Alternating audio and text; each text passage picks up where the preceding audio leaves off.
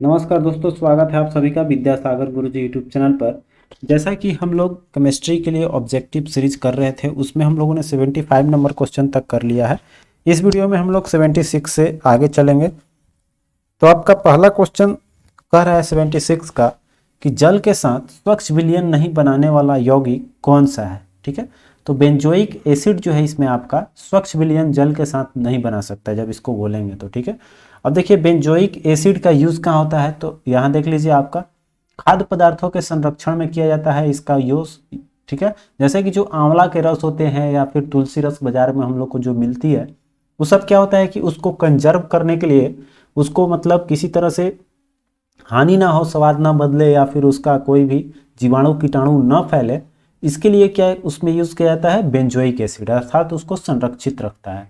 अब benzoic acid के formula का बात कर लें तो बेंजीन में आपका ओइक लगा हुआ है, तो बेंजीन का होता है C6H6, तो आपका हो जाएगा C6H6 की जगह H5 लेंगे। चूंकि ओइक लगाना है, अभी हमारा फंक्शनल ग्रुप है इसका ओइक एसिड, तो ओइक लगता है C OH में। ठीक है, तो आपका फॉर्मूला हो जाएगा C6H5 COOH। क्लियर। आगे देखिए 77 क्वेश्चन है कि ऐसे पदार्थ को जिनका जलीय विलयन जल से अच्छा बिजली का चालक होता है, तो देखिए जल से होता है आपका साधारण लवण, सी ऑप्शन दे रहा है। साधारण लवण में क्या होता है कि आपका जो है टूट जाता है, NaCl जो फार्मूला होता है इसका, तो Na जो है प्लस में काम करने लगता है और Cl जो है आपका निगेटिव चार्ज काम करता है। ठीक है, तो पॉजिटिव चार्ज और निगेटिव चार्ज जिस विलयन में हो जाती है उससे क्या होता है कि करेंट फ्लो करने लगती है। ठीक है, तो करेंट फ्लो करेगा आपका साधारण लवण में। ठीक है, यहाँ एथिल अल्कोहल का थोड़ा सा यूज दिया हुआ है। इसका उपयोग क्या होता है शराब के रूप में, अर्थात जो हम लोग शराब पीते हैं वो कौन सा अल्कोहल होता है, तो एथिल अल्कोहल होता है। ठीक है, अब इसका उपयोग जो है कहाँ किया जाता है, तो देख लीजिए इसका उपयोग जो है पारदर्शक साबुन बनाने में, इसका उपयोग हवाई जहाज के ईंधन के रूप में इसका उपयोग किया जाता है। ये जो है बहुत ज़्यादा फ्लेमेबल होता है, ज्वलनशील होता है। अगला क्वेश्चन देखिए कर रहा है आपका कि सूरा से शुद्ध अल्कोहल इस प्रक्रम से प्राप्त किया जाता है। ठीक है, तो शुद्ध अल्कोहल जो है वो आसवन विधि से प्राप्त होता है, ये तो क्लियर होगा आपका।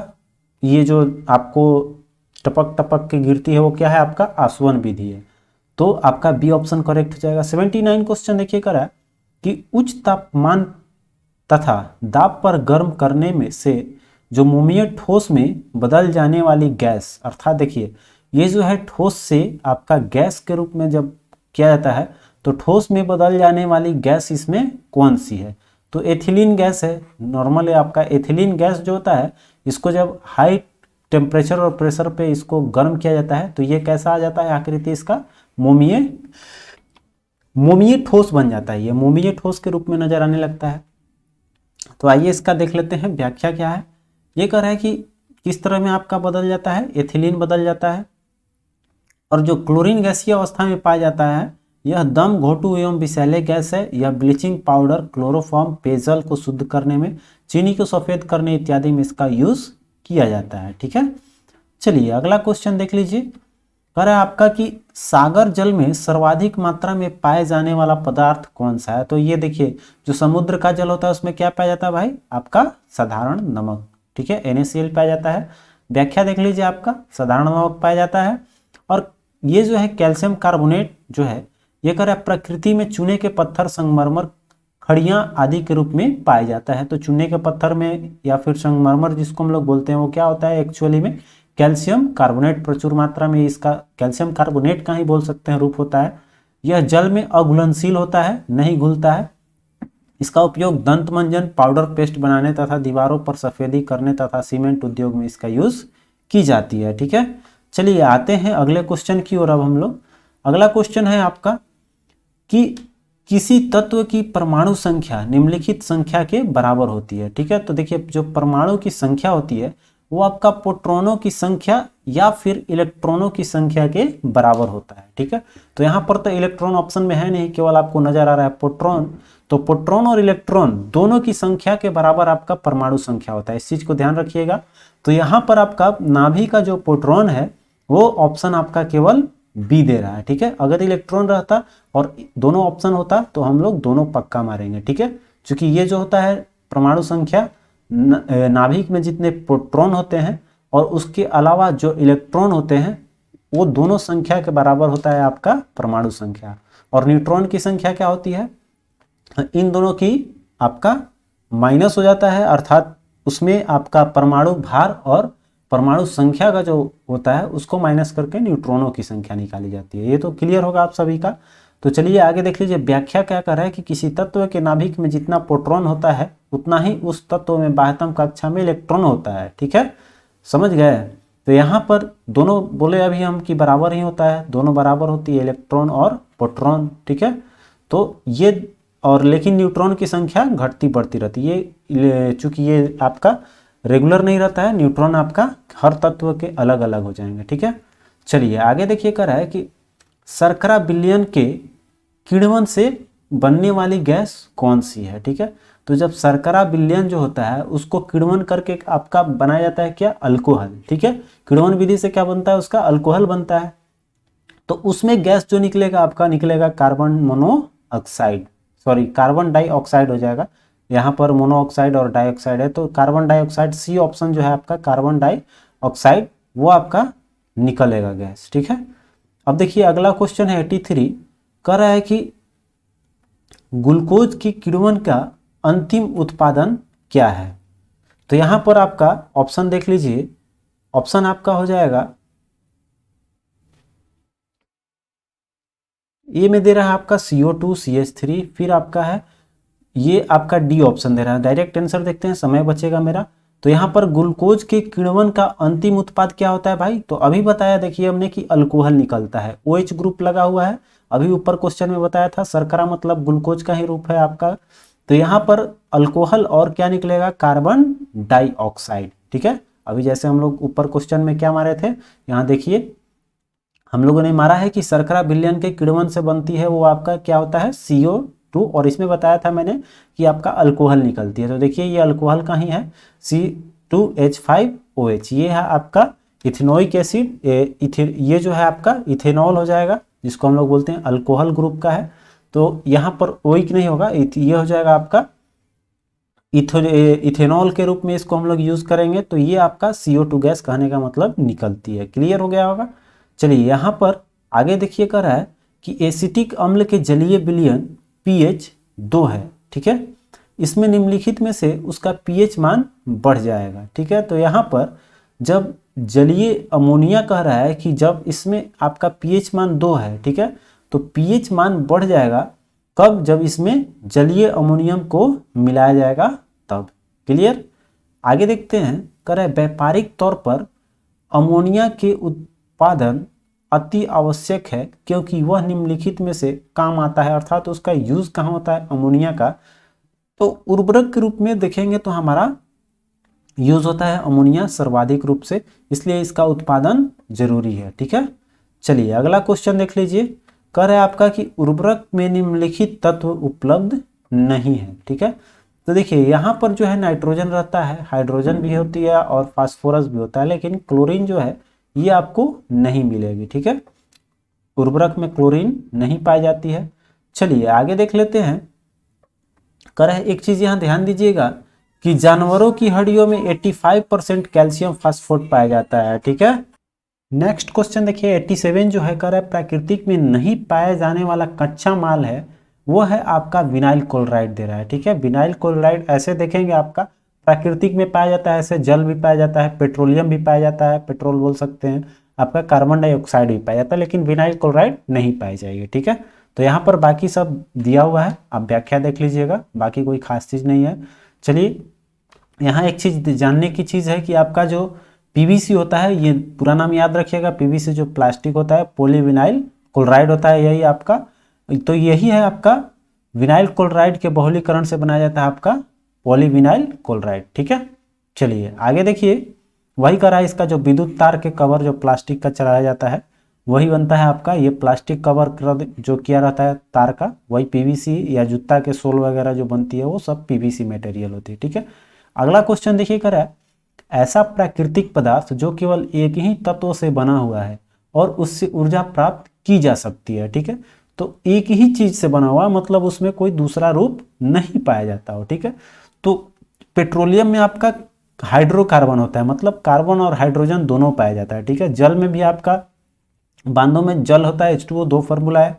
कोयला जो है उसमें केवल क्या पाया जाएगा, आपका कार्बन पाया जाता है। सिंगल चीज है ये, जिससे कि हम लोग क्या प्राप्त कर सकते हैं, ऊर्जा प्राप्त कर सकते हैं। ठीक है, तो यहां पर बी ऑप्शन जो होगा बिल्कुल आपका सही हो जाएगा। ठीक है, देखिए दे रहा है आपका व्याख्या में एक तत्व से बना हुआ है जिससे ऊर्जा प्राप्त की जाती है। ठीक है, अगला क्वेश्चन देखिए, कर रहा है आपका कि अपनी पिघली अवस्था में विद्युत का चालन करने वाला पदार्थ कौन सा है, अर्थात द्रव के रूप में रहता है तो आपका कौन करता है, वही साधारण नवल लवण जो है आपका NaCl। बताया अभी कुछ देर पहले कि आपका ये पॉजिटिव और नेगेटिव आयन के रूप में काम करता है, जिसके कारण कि ये जो है इलेक्ट्रिसिटी इसमें फ्लो कर पाती है। ठीक है, यहाँ पर एक चीज ध्यान दीजिएगा कि पॉलीथीन जो है वो किसके बहुलीकरण से बनती है, तो इथिलीन की बहुलीकरण से आपका C2H4, अर्थात जो इथिलीन की फॉर्मूला होती है उससे क्या बनता है, आपका बहुलीकरण करने से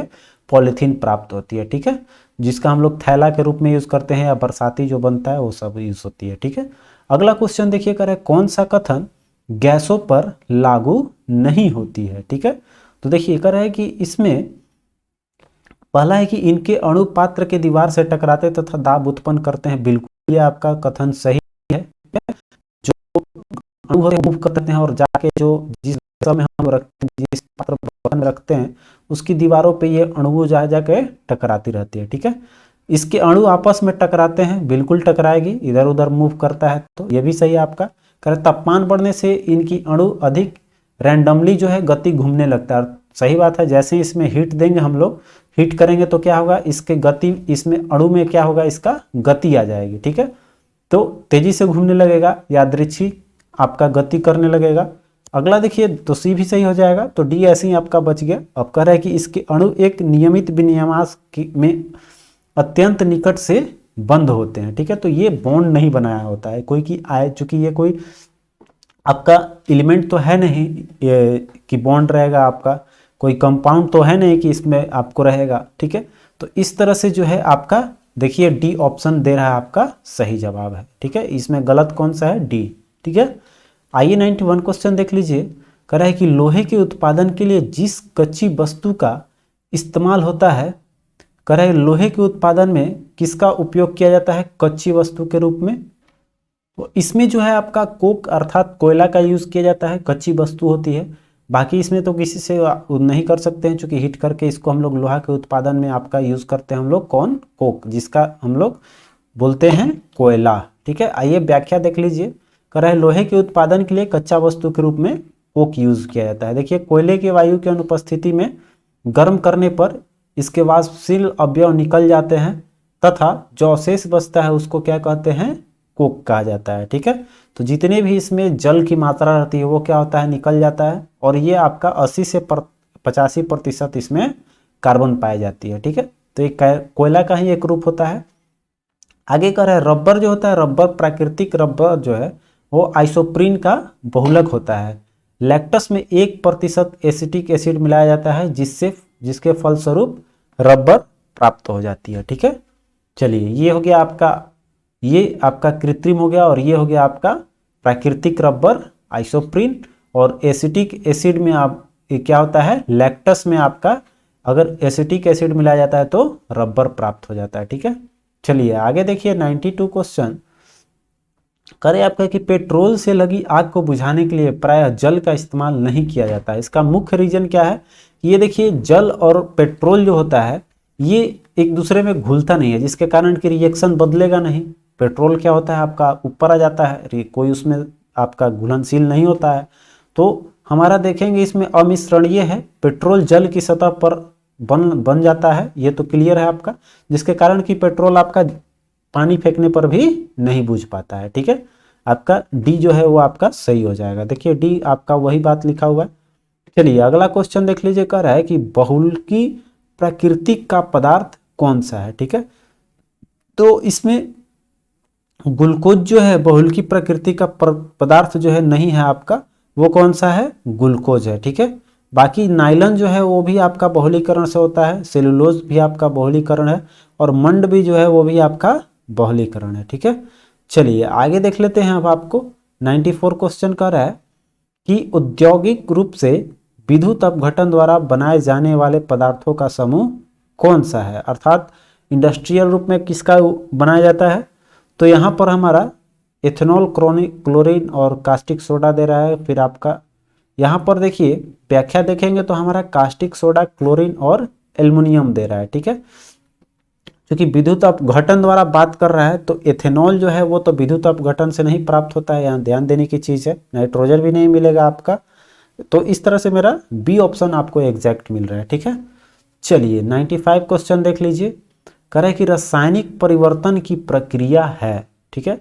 तो रासायनिक परिवर्तन में क्या होता है कि आपको जैसे कि भौतिक परिवर्तन और रासायनिक परिवर्तन आप लोग जानते होंगे। भौतिक का मतलब कि जिसको हम लोग पुनः उस अवस्था में ला सकते हैं, जैसे कि पानी से बर्फ बना और बर्फ को फिर पानी गर्म करेंगे तो हमारा क्या हो जाएगा, पानी अब बन जाएगा बर्फ, तो उसको बोलेंगे भौतिक परिवर्तन हुआ।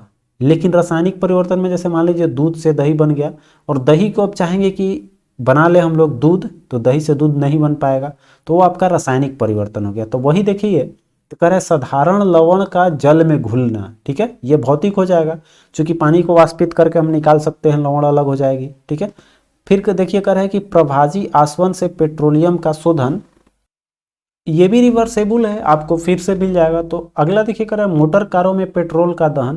देखिए जब पेट्रोल का दहन हो गया, जो चीज़ जल गया उसको हम लोग फिर कैसे प्राप्त कर सकते हैं, नहीं प्राप्त कर पाएंगे। ये आपका हो जाएगा रासायनिक परिवर्तन, सी ऑप्शन ही हो जाएगा, ठीक है। चलिए आगे देखते हैं, अब इसकी व्याख्या देख लेते हैं क्या ये सही है, ठीक है। आइए इसकी व्याख्या पर चलते हैं हम लोग।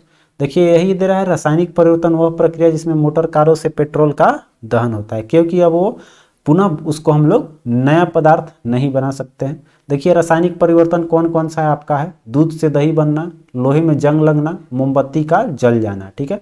मोमबत्ती का पिघलना वो हो जाएगा आपका भौतिक परिवर्तन, ठीक है।